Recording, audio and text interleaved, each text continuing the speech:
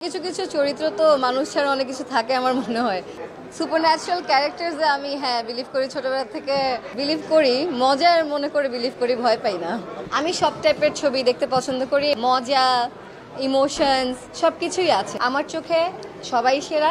পুরো শুটিংটাই মানে মজার এক্সপিরিয়েন্স ছিল। এখানে আসলে শুটিং শুটিং টাইপের মনে হয়নি, পুরোটা উৎসবই মনে হয়েছে আমার কাছে।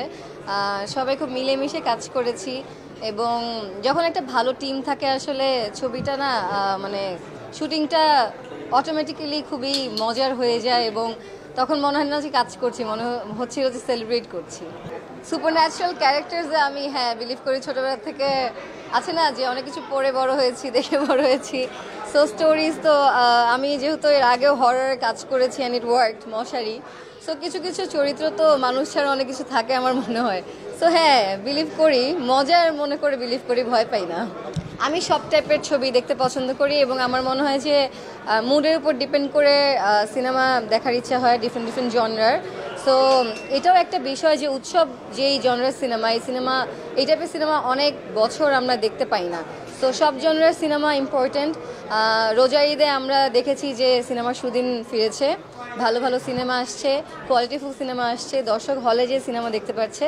এবং উৎসবে একটা বড় জিনিস হচ্ছে বাচ্চা কাচ্চা পুরো ফ্যামিলি সবাইকে নিয়ে সিনেমাটা দেখতে পারবে এবং এখানে ধরেন মজা, ইমোশনস সব কিছুই আছে। সো সব দিক দিয়েই আমার মনে হয় সবাই অনেক লাইক করবে। আর রোজার ঈদে আমি আমার সিনেমা দাগি দেখেছি, বরবাদ দেখেছি। বাকিগুলো আসলে দেখার ইচ্ছা ছিল, সময় করতে পারিনি। বাট আমার জঙ্গলি দেখার ইচ্ছা আছে এখনও।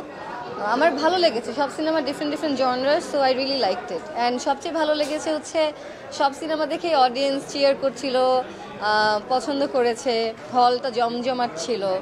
সো দেখেছি সিনেমা। আমার কাছে মনে হয় যে যেই চরিত্রে যে কাজ করেছে সেটা যখন অডিয়েন্স লাইক করছে, সেটা লাইক করছে বিকজ তাকে সেই চরিত্রটা মানিয়েছে। অ্যান্ড অ্যাজ অ্যান আর্টিস্ট আমি বলবো যে ধরেন আমি আজকে একটা চরিত্র পেলাম, আমি আমার মতো করে করলাম, ওইটা হয়তো আমি ভালো করে করতে পেরেছি, ইট ওয়ার্কড। আবার আরেকটা চরিত্রতে যাকে দরকার তাকেই কাস্ট করা হচ্ছে and they did an amazing job. So আমি স্পেসিফিক্যালি এইভাবে বলতে পারবো না যে এই সেরা ও সেরা।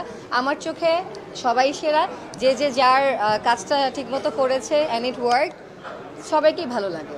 অনেক আছে, আমি তো খুবই নতুন একজন আর্টিস্ট, আমি একদম মানে মাত্র এসেছি। সো অনেক কাজ করার ইচ্ছে আছে। আলহামদুলিল্লাহ আমি যা যা কাজ করেছি দর্শক পছন্দ করেছে, আপনারা গ্রহণ করতে পেরেছেন।